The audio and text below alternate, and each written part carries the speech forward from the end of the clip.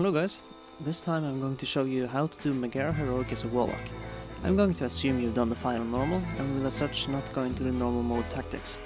This fight is rather straightforward, there are no massive changes from normal to heroic. I'll go through what the changes are and then how to deal with them as a Warlock. There is a new head called the Arcane Head, and that head spawns adds which the raid will have to deal with. These adds deal minor damage and channel a 15-second stun on a random raid member. This means that they'll have to be kept under control while they're up, or they may channel a stun on a healer or a tank and quickly wiping the raid. The Cinders debuff that you get from the Flaming Head now will leave behind a fire patch once every 3rd second and upon dispelling.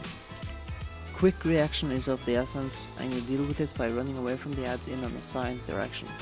It removes patches of ice, and if you have it, you should run over these ice patches that are covering the demonic gateways.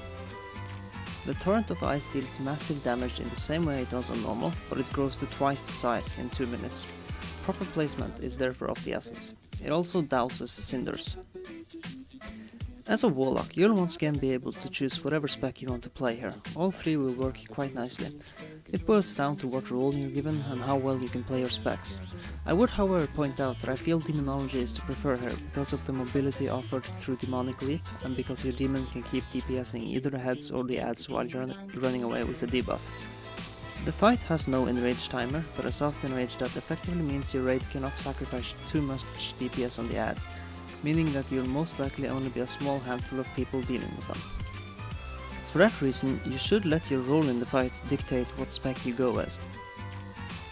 If you are intending to do this fight as an Affliction Warlock, you should not be one of the people whose job it is to kill the adds. The AoE you offer is nothing compared to the burst AoE of an Elemental Shaman, Frost Death Knight or a non-Affliction Warlock. I would use the adds to gain soul shards and spend those soul shards on increased haunt uptime. If you've seen Aurelia's video guides, you will no doubt have noticed the soul swap bug. Using that bug in this fight to increase your DPS is highly recommended, as you will only be doing effective DPS on one head anyway. As soon as you see the head hits 1 health, you can soul swap the dots back to you to reapply them to the next head for no additional cost and save the soul shard for haunt instead. Destruction is a perfectly competitive and very much viable spec for this fight. The on-demand burst you have access to through fire and brimstone will make you deal very high burst AoE, and you should see good numbers with that. The constant adds that are up will leave you at a very high ember regeneration, and as such, Grimoire of Sacrifice and a mastery-oriented build should come out on top. Using Havoc to cleave Immolate and Fell Flames between the heads will also be recommended to further improve their ember regeneration. You should aim to burn down your embers during execute, and only spend them otherwise if you're about to cap or have powerful procs. This spec offers the highest quality of life for this encounter. You can still deal damage while you're extremely far away because of your pet, and you can quickly leap to close a gap and your AoE damage is going to be very high. If you intend to do this fight as Demonology, you should volunteer to handle the adds. I would do this fight with Grimoire of Supremacy because it is a bit random when the adds arrive and how many arrive. By speccing into Supremacy, you ensure that your demon will deal the highest amount of damage overall, leaving you in no state with low damage because of the cooldown on service. I would also spec into Harvest Life here, because the ad can at times be spread away and you will most likely not be allowed to move into melee range by a raid leader.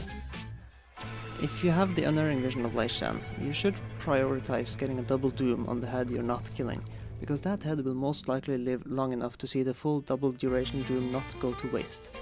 The head you're killing will most likely die in less than 90 seconds, meaning a double doom is a waste. If you are on ad duty, using the Unerring Vision of Lei Shan proc on the adds can be done with Hand of Gul'dan and Harvest Life. When you cast Harvest Life, it snapshots the buffs you have when casting it, and this means that if you cast 2 Hands of Gul'dan while having the Unerring Vision of Lei Shan proc active, and then head into Metamorphosis and cast Harvest Life from there, your Harvest Life will maintain the 100% crit and Metamorphosis effect while channeling it. Your talents are going to change a little depending on what spec you go with. In general, almost all of the PvE talents are viable, but their degree in usefulness changes from spec to spec. In Tier 1, Dark Regeneration is recommended for Affliction, since Soul Leech doesn't ramp up as fast as it does for the other 2 specs.